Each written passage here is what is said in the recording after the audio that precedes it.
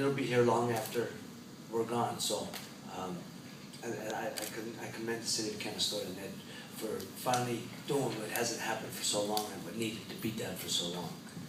It's funny, he's talking about some of the guys I fought. And I am two, Bobby Chacon and Jose Luis Ramirez. He's inducted also, right? He's a Hall of Fame, right? Yeah. So it's, but, you know, you said I had a 15-year career, or 12-year career.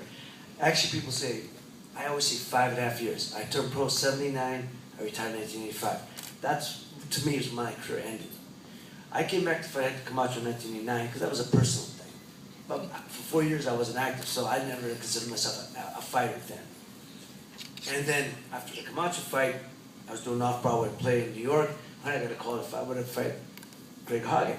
Now, most people know most fighters, we got two things. We got egos the size of this building, and our stupidity factor is as big as this. So when they offered me that fight, I went, oh, it seems like I did that. For Camacho, it was a personal thing between me and him. That was one fight I never had that I wanted to have. We were so close to making when I was fighting, and it didn't happen. So I said, I don't want to live with what if. So that's why I came back for that one. Plus, I knew I wasn't going to get hurt. You know, type of fight. I mean, seriously, you know, you go, well, I've been out 4 years. You can't go anybody's going to be a banger. You can't be doing that. But then I was off for another 3 years. I was doing off-Broadway play in New York, you know, and they offered me to fight against Hagen. I said, well, great, tough guy, stands in front of you, not a big puncher, takes a good punch. Yeah, that sounds like a good fight, type of guy I like to fight. And obviously, that fight, my life was different, obviously, at that fight, even as it was much different than it was when I fought Camacho 4 years earlier. And I had a great training camp, but as most fighters know, the training camp's a dress rehearsal.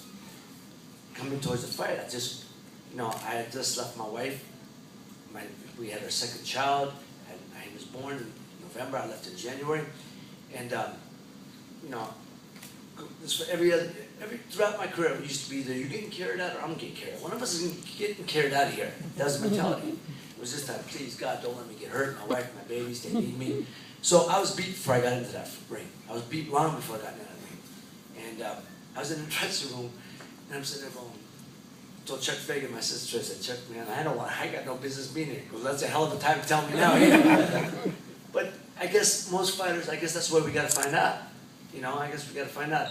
And, you know, I can tell you things from the walks from the dressing room to the ring, from my first fight, early in my career, 30 years ago. I can't tell you nothing about that walk from that dress. I was so out of it.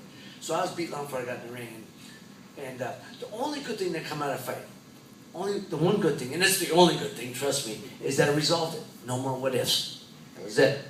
Time to shut it down. I mean, I didn't have it before that. You know, going into that. You know, it's one thing when you're doing an off-Broadway show and it's, you know, makeup, listening, and then then I'm going to go into a fight. You know, so it's, there was no makeup artist there for me.